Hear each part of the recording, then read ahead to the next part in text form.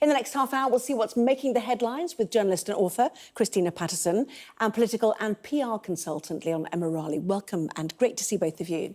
So as ever, let's check out the front pages, shall we? Starting with the front page of The Observer, featuring new government plans to overhaul planning rules to get more houses built. The Sunday Mirror leads on the same story, billing it a pledge to kickstart the construction of affordable homes.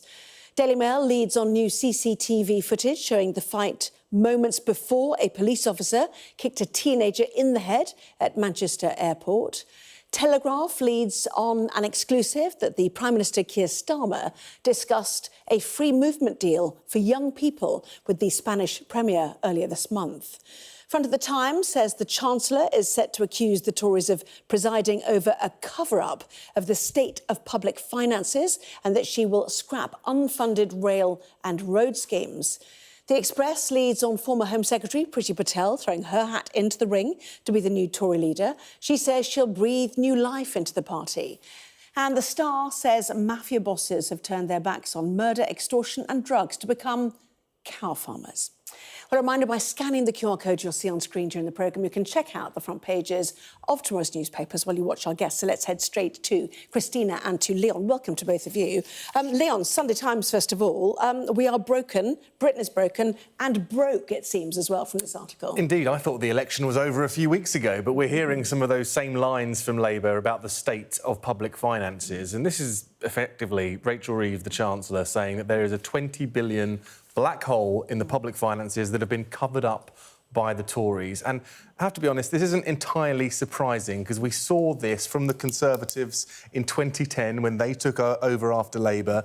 And for many, many years, all it was saying that it was so bad before, we've got a big mess to fix and give us a little bit of leeway while we do that, please. And I think that's the message coming from Rachel Reeves here. And it's very much a case of continue that flow as they can from the election. Yeah, I mean, we've heard some of this before, the £20 billion back end of last week, and some of the projects which seem to be being shelved as part of this, there's no money, were in the Financial Times as well, weren't they? So what's new in this, or is it really looking ahead to quite a big event on Monday? Yeah, I think, to be honest, not very much seems to be new about this, but I think it is, as you say, preparation for Rachel Reeves' speech on Monday, and I think they're just ramming home the point at every opportunity. And the cynical view, taken perhaps by Jeremy Hunt and others, is that this is preparation for tax rises of one kind or another. Slightly ironic, since the Tories raised taxes at a higher level than had happened for something like 70 years. But I know there is some, scepticism about this. I think the IFS have come out quite strongly saying, actually, this is no great surprise. But things have come to light, like the public sector recommendations for public sector pay rise at 5.5%, which was not, the Tories didn't pass that on. And that's a lot of money. That's nearly 8 billion. So that's a lot of money to find if the Labour government follows that recommendation. And inflationary pressure of building projects, which might be why some of this lot is being shelved. Exactly. I suppose the covered up by the Tories part of this is the critical part of this article. Yeah. And the idea covered up by the Tories in order to allow them to drive through tax cuts in the form of national insurance. I guess that's been the accusation, hasn't it? But again, what are the projects they're talking about being shelved? There's another list here, isn't there? We've heard about the Stonehenge tunnel already, but there's others here now as well. There are. So the new hospital programme, remember 40 new hospitals being promised by the Conservatives, that's been scrapped if it was ever in existence. It was never in existence. There's talk also of potentially scrapping the Euston section of the HS2 project. So there is a lot in there that the Labour government are trying to find savings around. And Rachel Reeves has said that ultimately the Tories were writing cheques that they knew they wouldn't have to pick up. And I think that's true, though. I think it's a fair point because it was there's the post office scandal as well, the blood infection scandal. These are the things that also need to be paid for out of Treasury coffers. There's a big bill, but broken and broke. It's not exactly a cheery summer, is it, really, for all of us? In the meantime, The Observer, Rayner unveils plans to tackle Tory housing legacy scandal. Again, the idea of putting their policy forward while accusing the Tories of not doing a good job. Well, I mean, the Tories didn't do a good job, so I don't think it's outrageous for them to put this in political terms. They are, after all, a political party that have just beaten what was meant to be the most powerful political party in history. So I think this is reason to be cheerful, actually, because I would say that probably the biggest issue that most, apart from the economy, the issue that most Brits worry about is housing. Whether they will be able to get houses for themselves to buy or even to rent, or for their children.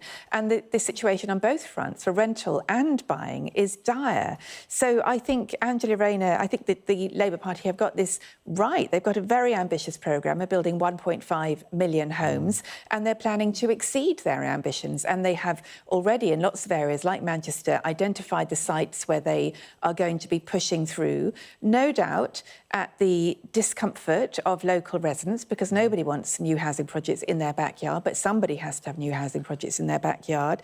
So I think this is great. They are. As long as the infrastructure comes with it, I think, and that's been the great complaint from communities, isn't it? Yes. But you have to be careful, don't you? Because all of these stories are connected. You know, the £20 billion black hole, you know, will we see some form of tax rises come the autumn? Will it be capital gains tax? Will that be on second homes, which may well be part of the landlord's issue? And will they then, private landlords, leave the market, thereby driving up rental prices? So all of this, you know, equal and opposite reactions in politics, you see it all the time. Absolutely. And let's not beat around the bush. There is a housing crisis in this country, and it isn't a simple one to fix. As you've just outlined, Anna, there are all sorts of different ramifications from the different stories. But I think what's interesting about the Labour wanting to build 1.5 million homes over 5 years, that's a lot of homes. And there are now lots of Labour MPs in rural areas like South Norfolk, like Worthing West, that have been Tory for numbers of years.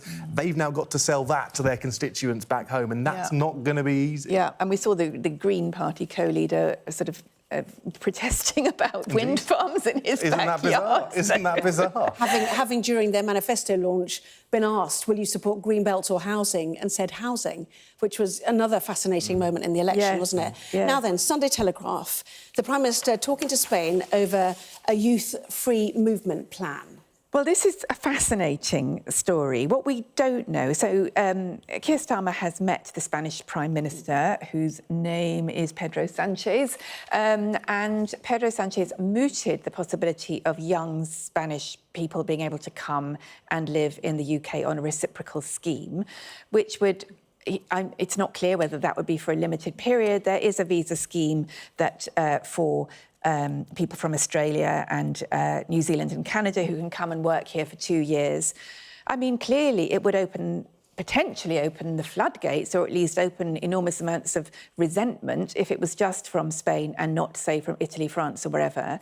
So I'm sceptical that this is going to happen, but it does show either that Keir Starmer is a polite man who couldn't quite say, actually, that's ridiculous, in his first meeting with the Spanish Prime Minister. But he would want it, though, wouldn't he? I mean, Mr Keir Starmer, or Sir Keir Starmer... Sir Keir Starmer would want to see some agreement, wouldn't he, for young people to... Well, we don't... I mean, it would be very difficult to agree it with one country and not with the other EU countries. But this was a man who wanted a second referendum, wasn't it, if you remember? Yes, but he got elected on a promise that he wouldn't do much on that front. So, I mean, of course, he would rejoin in a moment, as would I if I were Prime Minister. But that's not the mandate he's got. No, and I think that's the crux of this story. Politically, very difficult to make this look as though Brexit is being reversed. We know that Labour didn't want to go anywhere near Brexit during the election campaign.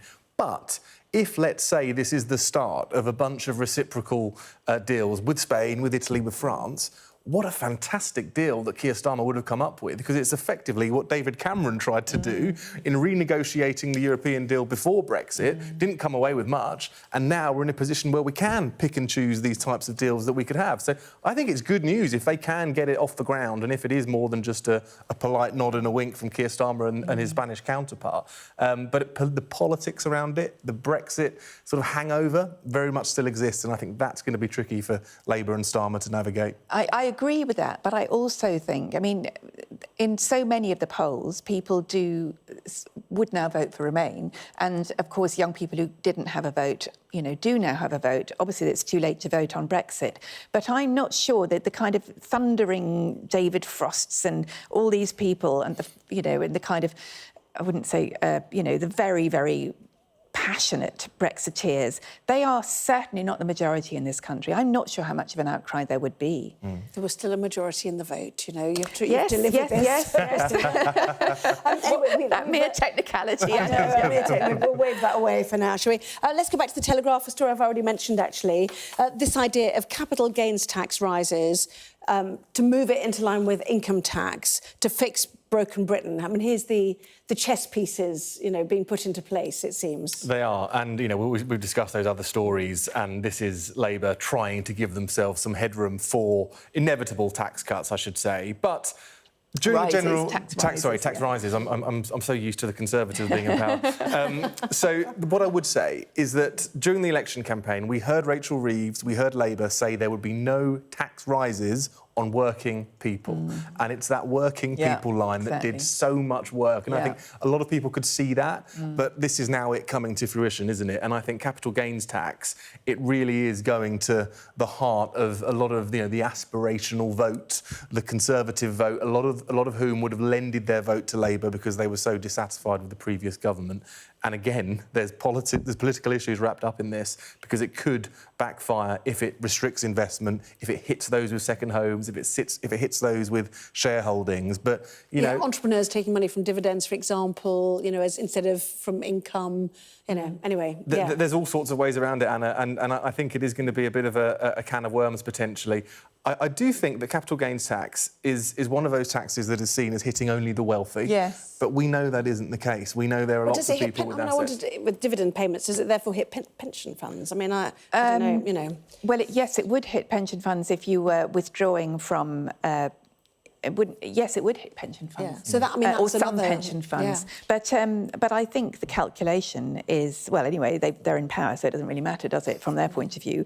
But also, you're right that the perception is you know, very rich people, but also the reality is that if you are looking at the definition of working people, most working people, according to their definition, though I never know what they mean by working people because most people do actually work, will not be paying vast amounts of capital gains tax, even if they put it up a bit. So and in terms of putting it up in line with income tax, then people who are paying low levels of income tax, who are generally working people, their capital gains tax isn't going to increase. So I think really it is only going to be people who would be at the upper end of the wealth scheme who would be affected. Potentially, but I think we are going to see, you know, those entrepreneurs, small business owners, no longer taking salaries to pay income tax, taking dividends, and so that they can keep their capital gains tax protected as part of that. And you know, I think the tax system is complex in this country. There's lots of different taxes.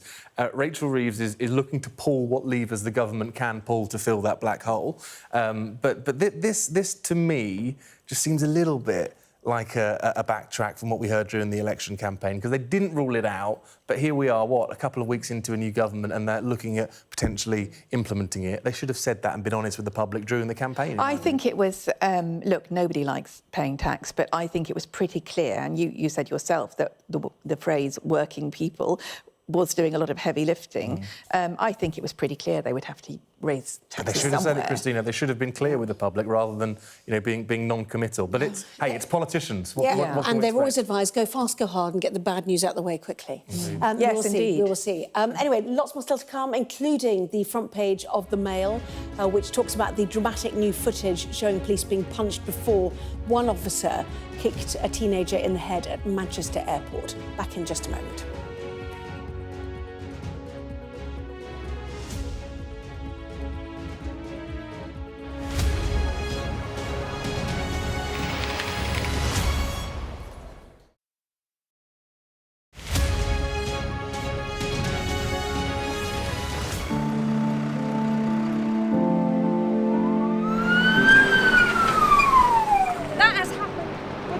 And now it's coming from both sides and it's moving this way.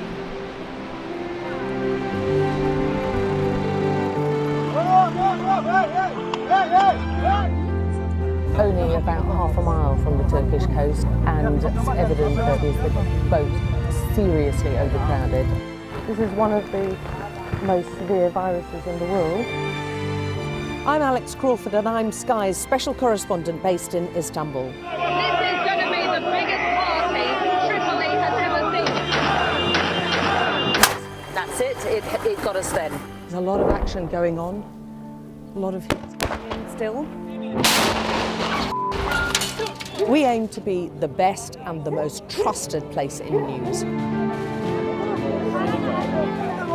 Clearly not had very much to eat at all. A lot of them extremely thin and very frail. Look at her arms. I can put my entire hand round.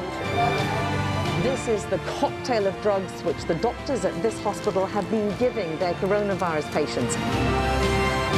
Made for people who want clarity in an uncertain world. Mother Nature can be vicious, absolutely savage. The world's largest falls now down to a trickle in places.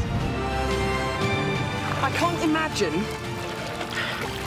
how much plastic is lying at the bottom of this huge lake. Whoa!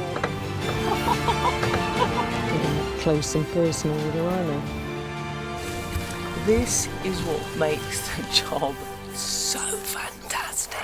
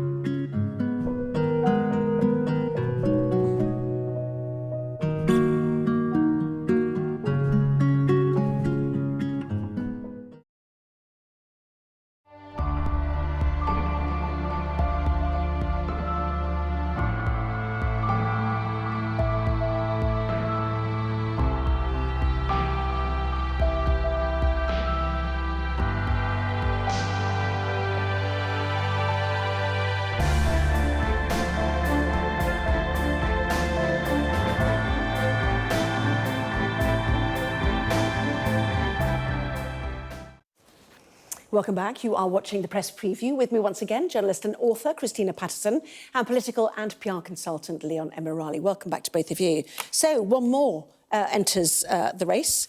Actually, yes, this is the Express, isn't it? I'll breathe new life into the Tories. We had 4 men, Christina, now we've got 1 woman. Yes. I would love to say that she would... Well, I mean, I don't... Obviously, I'm not desperate for any new life to be breathed into the Tories myself. I'm very happy for them to be the living dead at the moment. But who knows? I mean, Priti Patel is popular with Tory party members, and she says in a piece in The Telegraph that she will give the members more power.